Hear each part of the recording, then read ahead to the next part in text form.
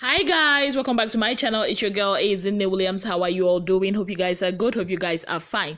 So if you're new to my channel, kindly click on the subscription button, click on the notification bell to let you know whenever I post any new video. So welcome again to Big Brother Naija reunion PEPPERDEM reunion or reunion PEPPERDEM episode 4.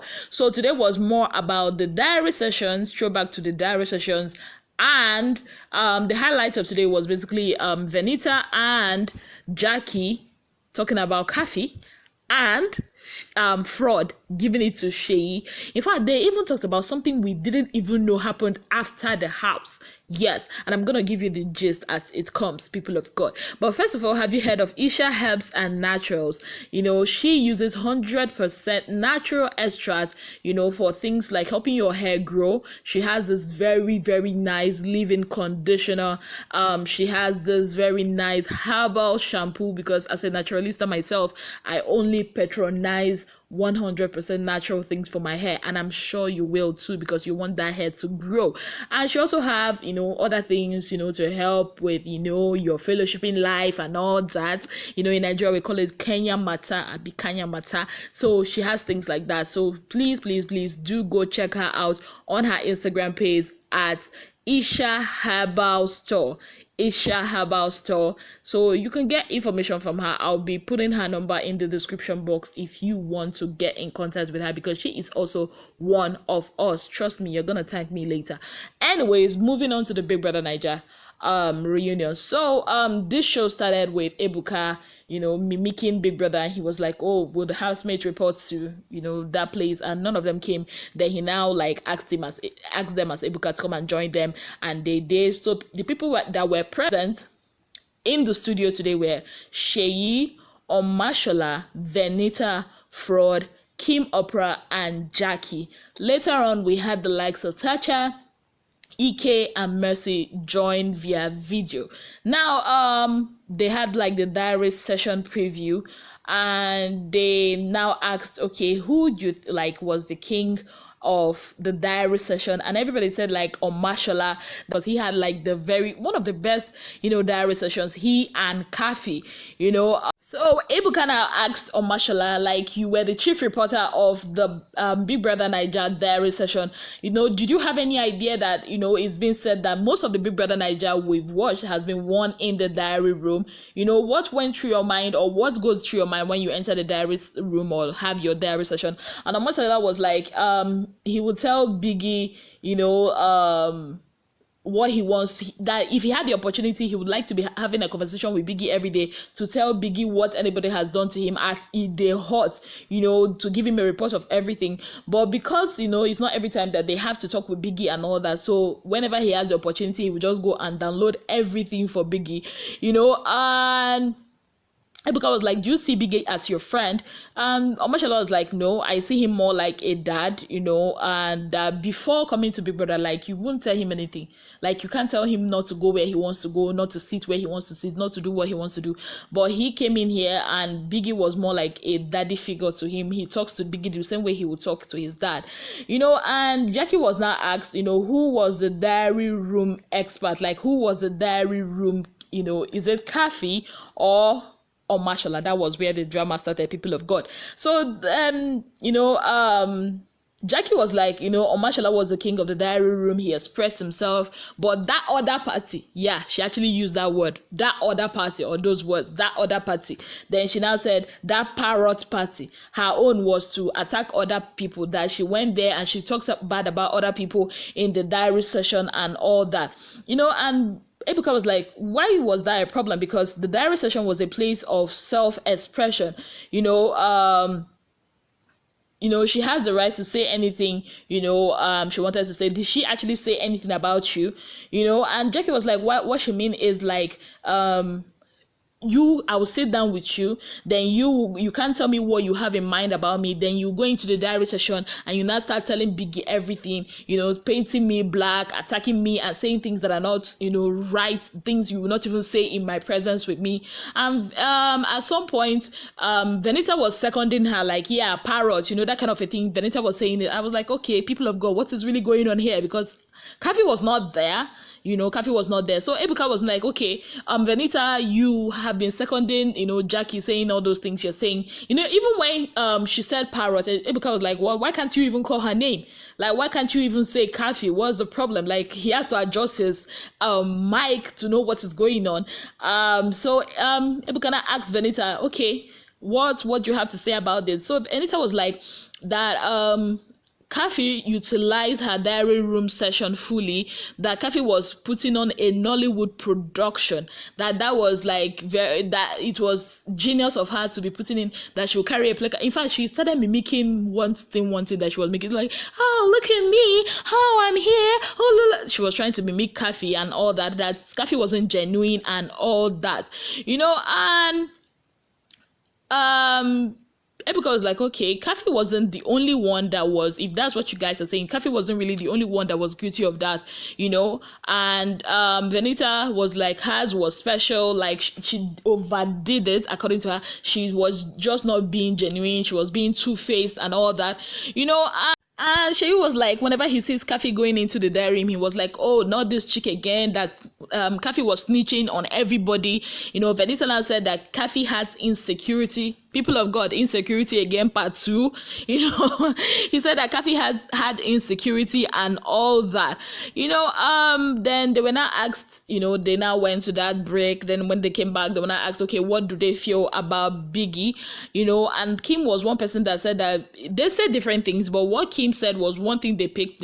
Kim said that she felt like Biggie didn't like her, and when she was asked, she said Biggie made her feel uncomfortable, that her diary session was so quick. She only had like 2 diary sessions with Biggie and all that, and she was explaining how Biggie would just ask her questions, he wouldn't even like make her feel comfortable, maybe baby her or pamper her or tell her, oh, Kim, my darling, oh, Kim, my, they didn't actually say that, but maybe that's what she wanted. And Ebuka was like, maybe it was on you and not a big brother, because everybody, when they had their diary sessions, the very first diary session, it was basically like that. Omashala's own was long because that was Omashala. Omashala is like that kind of a guy that loves talking and chit-chatting, and Kim was like, it was a new environment for her, that Biggie would have made her feel more comfortable, talk to her and all that.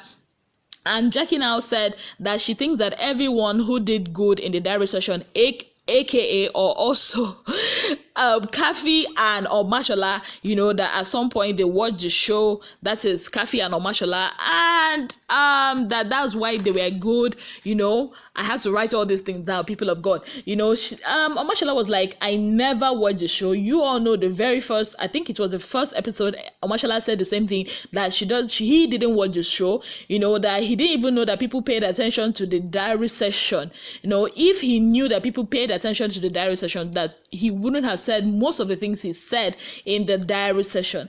And FRODD now told Kim that it's all about her personality, that the reason why it was as if she felt Big Brother didn't like her was because of her personality, and that Big Brother gave them a heads up. Remember that time when they came in and they had to play, you have to be Big Brother and the other person has to be like the housemate. That was Biggie preparing them for all that. And again, FRODD also said that they can't tell him, that is Omoshola, and Khafi, that they can't really tell him that they did not watch some clips of past contestants on YouTube or something, so that they will now know what to talk about.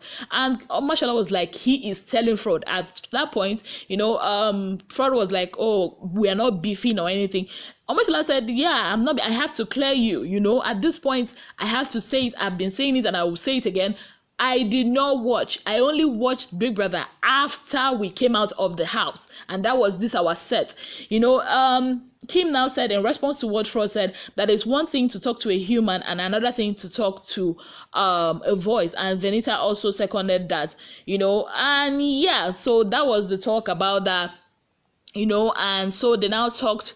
That was when they went for a commercial break, and when they came back, Ike, Mercy and Tacha joined via video, and they now talked about the ladies that fell in love with Biggie's voice. And the ladies that were highlighted were Khafi and Mercy. So we did not show the scene where Khafi was helping Mercy losing her hair. I think that was day 44 of their stay in the Big Brother house. And Khafi was like, "Ooh, how big his voice." And Mercy was like, "Yeah, his voice was like, you know, when you are dating somebody online, you've not seen the person, but the voice is nice and all that." And they showed them in the diary session and all that. That Biggie's voice makes her blush. That was what Mercy said, that, you know, that Biggie's voice, you know, makes her blush. And that's the kind of voice she would want her boyfriend to have. And Ebuka was like, "Are we shading somebody?" Then that showed Ike's face. He was not laughing, but other people were laughing and all that. So then I went from that side. Then I showed where they were asking all of the housemates who made them vent most, or who they vented most about. And basically it was between FRODD and Omoshola. Tacha's name came up, but really FRODD and Omoshola. Diane said Omoshola. A lot of them said FRODD, you know. And by the time they came back, Tacha was already talking about what she felt a good diary session, you know, for her was like. And she said, you know, even when Tacha was talking, they showed Kim's face. Her face just, you know, changed like that. And Tacha was saying that basically to her, it's like having somebody to talk to aside the housemate, telling about their day, you know, making assessments of, you know, what, you know, herself, you know, having somebody to make that assessment of her in the house and all that aside the housemates, you know. And that was when the talk now landed on FRODD's lap. So they now talked about FRODD. You know, they showed a clip of FRODD venting about some people, you know, that did something to him that he didn't like. That was in the diary session. And Ebuka asked him, who you were venting about that day? Who was it? FRODD now said it was between Mike and Sheyi or Jeff, you know. And he said he now started talking about Sheyi. That was where, and it heated up again, people of God. So FRODD was not like, Sheyi played on his emotions. You know, there were some things he told Sheyi that they had a conversation that was between both of them, you know, but Sheyi, the way he acted was not cool and all that. Then from that point, people of God, it was now between Sheyi and FRODD. FRODD said he felt like a bit betrayed by Sheyi with the way he acted, you know, and Sheyi was like, he enjoyed seeing FRODD up, that he would still nominate FRODD again if he had the opportunity to, because he enjoyed, you know, seeing FRODD shaking and all that. And FRODD said, you know, the way Sheyi behaved to him, that Sheyi was not really being nice, you know. FRODD was serious.